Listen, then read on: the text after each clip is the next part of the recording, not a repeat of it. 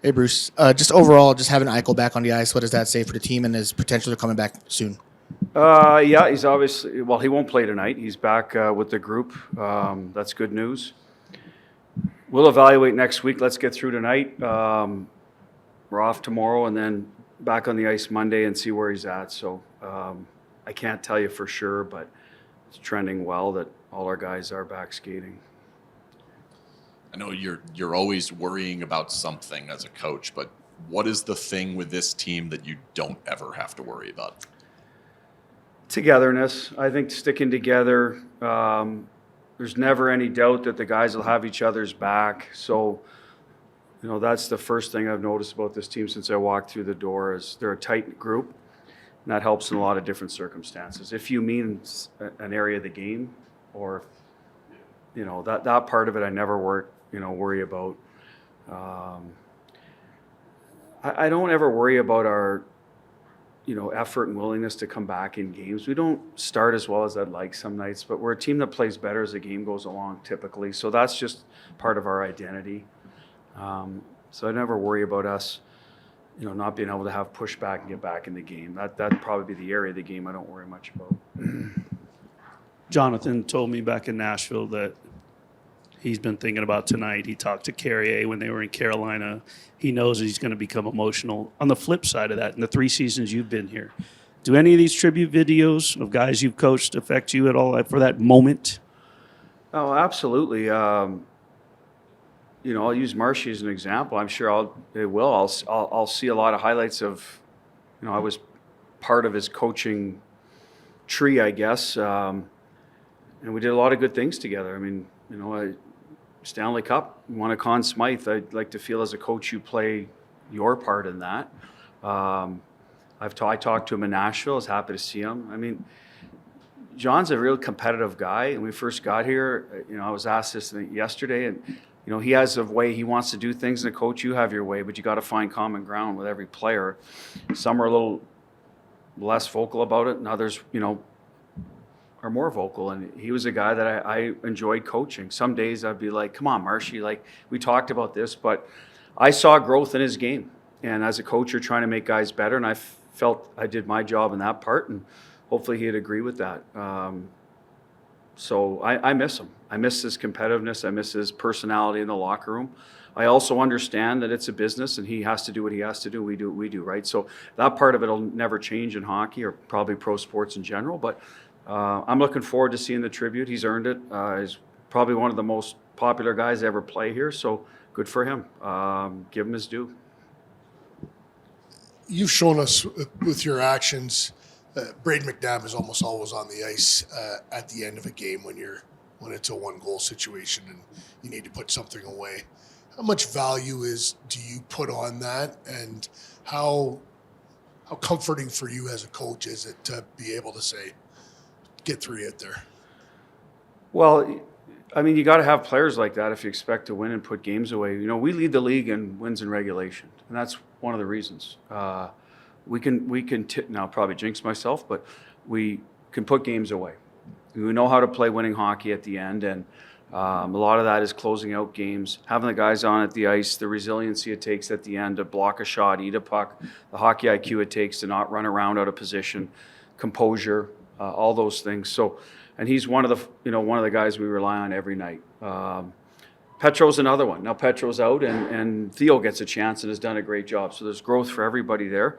But Naber's certainly the glue, the guy that can sort of calm everything down. And there's always a couple of players on the ice you can read off. In those situations, he's certainly one of them.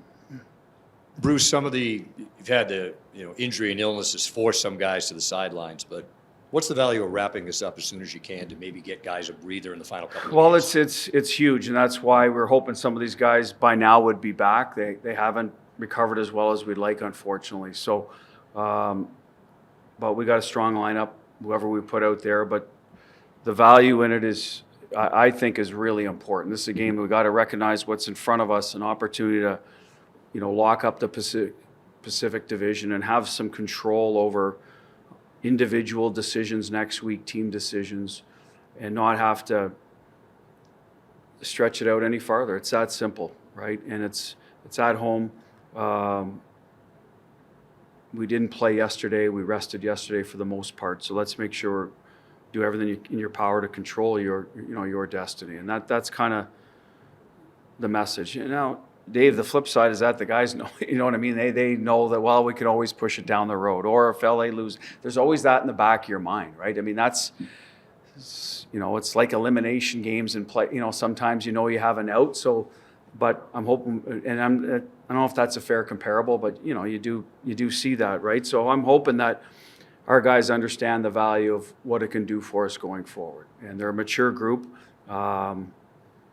So that's kind of the message, and we'll see how it plays out.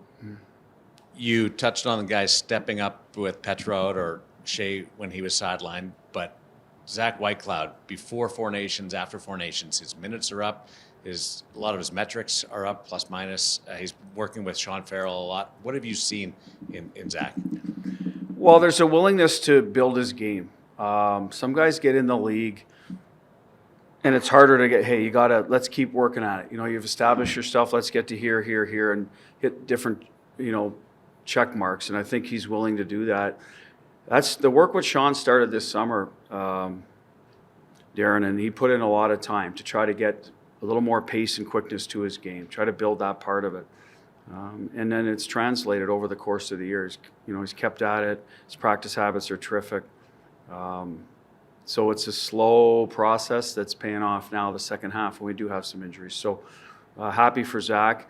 He's changed partners from Nick to Hanny here the second half, part out of our decision, part out of necessity, and I think they've been good. They've been both good together. They're a good mix. Not that Nick and him weren't, but it's a different partner, so you got to change a little bit sometimes your approach and your communication, and he's done a great job with it. So we haven't missed a beat when Petro's been out, and that shows you our depth. That you can say the same a little bit. Corsi's like lower down but that's going to be his path too, right? Sort of if guys are out, he's got to, and he has for the most part. So it's good on those guys to step up. It's good to have depth, guys that can get in when you're injured, and that's how you end up in first place sometimes when you have injuries, right? You don't lose a beat because other guys are ready to go. So, and good on Johnny for getting them ready. And I'm not saying convince a guy, but sometimes you do have to say, hey, when your turn comes, and they wait, well, when will that be? When will that be? Well, here it is, right? A guy goes down that plays big minutes in Petro. A guy like Theo was a right shot